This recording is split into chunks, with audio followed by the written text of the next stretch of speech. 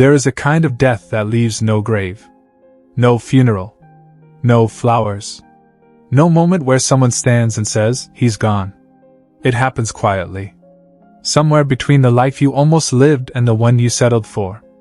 And the most terrifying thing about it isn't that it happens. It's that most people don't feel it happening.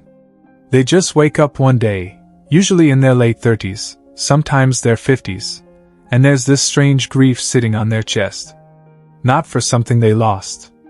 For something they never became. A version of themselves they glimpsed once, long ago, and then carefully, reasonably, one comfortable decision at a time, let go of. This is that story. The story of a young man. His name was Daniel. Daniel wasn't a failure. That's important to understand first. He wasn't broken. He wasn't lazy. He was, by every visible measure, fine. Good job. A clean apartment. People who liked him. A life with no sharp edges. He had been, once, the kind of person other people noticed. Not because he was louder than everyone else. Because he was alive in a way most people aren't. You could feel it when he walked into a room at 22, this restless intelligence, this hunger, this sense that he was about to do something. That he was always on the verge of beginning. 15 years later, that verge was still there. He was still on it. Still waiting to begin. Here's what nobody warns you about comfort. It doesn't come for you. It doesn't drag you anywhere. It simply makes an offer. Every morning. In the smallest possible denominations. This job isn't perfect, but it's stable. Stay. This conversation would be hard. Avoid it. This risk makes sense on paper, but what if it doesn't work? Wait. And each time you accept the offer, you don't feel like you're losing anything. You feel like you're being smart. Careful. Patient. That's the trap. Because patience is a virtue when you're building something. But patience becomes a prison when it's just another word for fear. Daniel had been patient for 15 years. Patient through the career move he didn't make. The thing he didn't write. The conversation he kept preparing to have but somehow never found the right moment for. He had been so extraordinarily patient that the life he was living had begun to feel like a waiting room. Comfortable chairs. Soft lighting. A coffee machine that actually worked. But a waiting room nonetheless. The Greeks had a word, eudaimonia. It gets translated as happiness, but that translation is too thin. What it really means is closer to full flourishing. The complete expression of what you are. Living in all your rooms. Daniel was not in eudaimonia. He was in one room, with the lights dimmed, telling himself it was enough. He might have stayed there forever. If it weren't for his uncle Raymond. Raymond had been dead for 3 years when he changed Daniel's life. That's worth sitting with for a moment. The people who truly shape us rarely do it on schedule. Raymond was a carpenter. Not a philosopher. Not a teacher. He had a small workshop attached to his house, wore the same 3 flannel shirts on rotation, laughed too loudly at his own jokes, and had never, in 62 years, chosen the easy path when the harder one was more honest. Daniel had always thought of him as a little reckless. Undisciplined, maybe? Someone who never quite figured out the formula for stability. 2 marriages that didn't last. A business that never scaled. A man who seemed to run on feeling rather than calculation. He was only beginning to understand, now, that Raymond had been the freest man he had ever known. Because freedom isn't the absence of difficulty. It's the willingness to choose your difficulty. To say, this uncomfortable, uncertain, imperfect thing I'm doing, I am doing it on purpose. I am doing it because it's mine. Raymond had lived entirely on purpose. Daniel had lived entirely on pause. There's a moment in every life that has chosen comfort for too long, a moment when the bill arrives. Not as a crisis. Not as a collapse. Sometimes it arrives as a Tuesday afternoon. Sometimes it arrives in the eyes of someone you used to know. For Daniel, it arrived in a storage unit on the edge of town. After Raymond died, Daniel inherited a few boxes of tools and something else, something he had almost forgotten about. A chair. Unfinished. Raw-edged and half-built, The way you leave something when you fully intend to come back to it. Raymond had started building it the year Daniel was born. Meant to finish it. There were always other things first. Then, the way these things go, there wasn't time. Daniel had put it in storage with the same logic he applied to most things in his life. I'll deal with it later. When things settle. When I have more time. He went to the storage unit that afternoon looking for something else entirely. He found the chair. And inside the same box, wrapped in an old flannel shirt, a small notebook. Not Raymond's. His. His own. From when he was 23. Now I want you to stop here for a moment. Because we've all got a notebook somewhere. Maybe not a physical one. Maybe it's a folder on an old laptop you haven't opened in years. Maybe it's the memory of a conversation you had with yourself once at 2 in the morning, when everything was still possible and nothing had been decided yet. Maybe it's just a ghost of a feeling, of who you were before you got so reasonable. Daniel opened his notebook in the orange light of that storage unit. And read for 40 minutes without looking up. There were plans in there. Sketches. A letter he had written and never sent. A list. This broke something open in him. A list titled Things I Will Do Before I'm 30. He was 38. But what undid him wasn't the list. It was the quality of the person on those pages. This person was not naive. He was not reckless. He was awake, present inside his own life with both hands and both eyes. The writing wasn't polished, but it was inhabited. You could feel someone actually living in those sentences. Someone who hadn't yet learned to protect himself from himself. He sat down on the concrete floor of that storage unit and tried to remember the last time he had felt that way. He couldn't. Seneca wrote something 2,000 years ago that keeps getting passed down because it is so precise it almost hurts.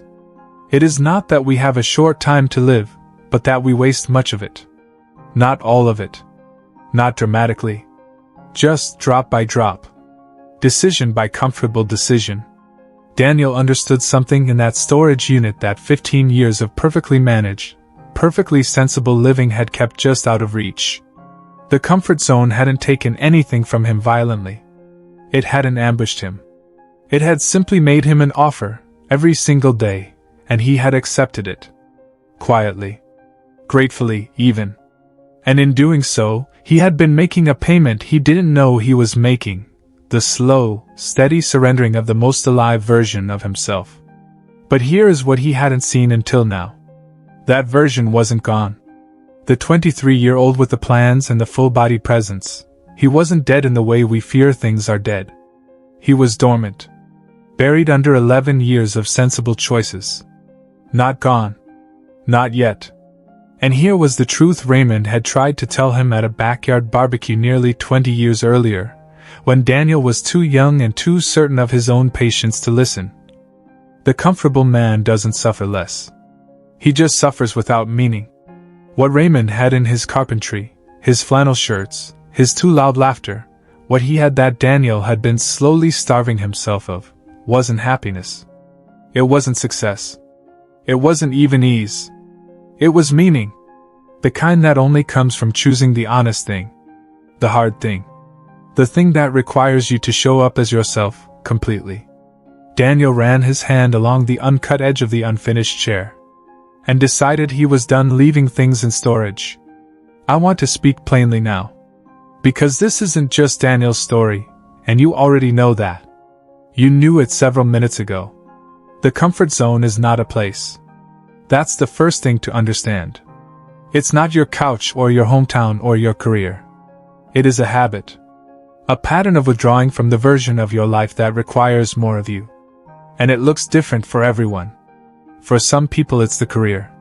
The job that works well enough, but has slowly drained the color from their eyes.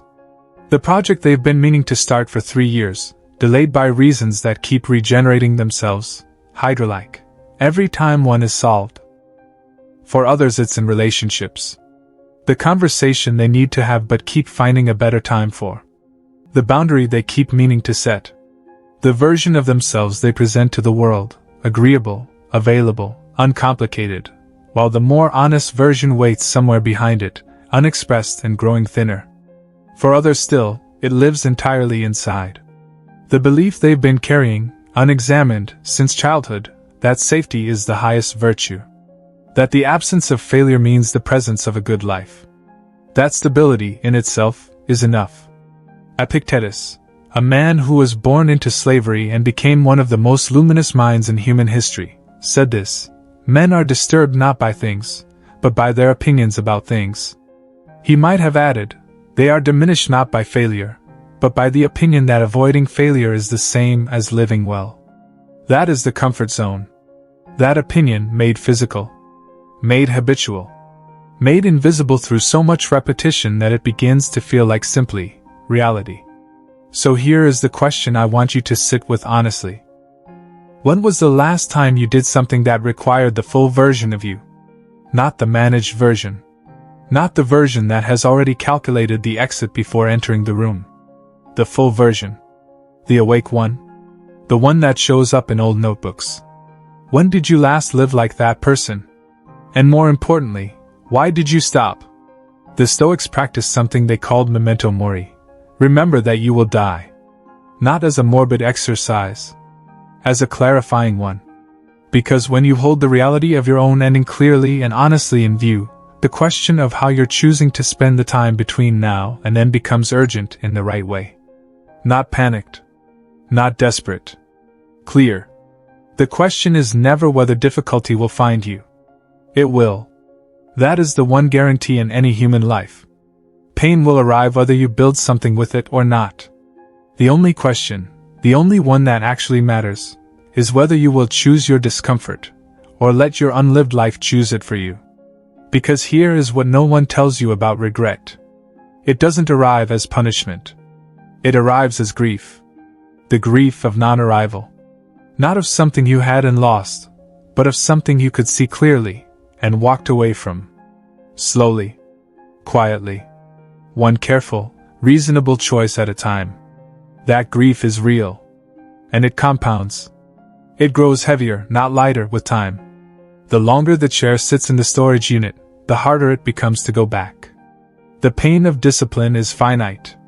You feel it now, fully, and then it passes, and then you are changed. The pain of regret is the cost that never stops billing. Daniel finished the chair. Not because it solved 15 years of careful disappearing. Not because it was some dramatic gesture of reinvention. He finished it because it was there. Unfinished and waiting. Because Raymond had started something worth completing. Because somewhere in the hours of showing up, in the deliberate discomfort of learning something new with his hands, in the splinters and the failed joints, and the long evenings sitting with the difficulty of a real thing, he found something he had not felt in a very long time. Full occupancy. He was there. Completely. Not managing the experience, not surviving it, not waiting for it to become something easier. Just the present. Just himself. All his rooms were lit. Marcus Aurelius, who ruled the known world and still found time in his private journal to wrestle with his own drift toward comfort and avoidance, wrote this to himself. A note he never intended anyone to read. Confine yourself to the present. Not the future, where your better plans live. Not the past, where your better self is preserved in amber. The present. This moment. This difficulty. This unfinished thing in front of you. The version of you that died in the comfort zone isn't gone. It's waiting. In the project you've been delaying. In the conversation you keep preparing to have. In the risk that still makes sense, even now, even at your age, even with everything uncertain. It's waiting in the chair you haven't finished. In the notebook you haven't opened. In the question you've been too comfortable to ask yourself honestly. You didn't lose that version of yourself to tragedy or catastrophe. You didn't lose it to some great failure. You surrendered it in the small hours, in the quiet of 1,000 ordinary mornings when the easier version of yourself was always available, and you chose it. Which means the door runs both ways. You can also choose differently. Starting now. Starting small. Not because everything will suddenly be clear. It won't. Not because it will be easy. It won't be that either. But because the discomfort of becoming is always, cheaper than the comfort of disappearing.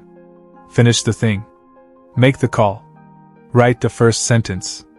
Take the first step that requires all of you, not the managed portion. Not for the result. Not for the applause. For the version of yourself that has been in storage long enough. The comfort zone doesn't kill you. It slowly replaces you, one reasonable, sensible, quietly fearful decision at a time. And the most courageous act available to any person is not the dramatic leap. It's the quiet, daily choice to show up as the full version of yourself, even when the diminished version is always easier and always available. If this story found you at the right moment, leave a thought below. Not a reaction. A real thought. What is the thing you've been leaving in storage? Because sometimes the act of naming it, just saying it out loud in the open, is the first step toward going back to finish it.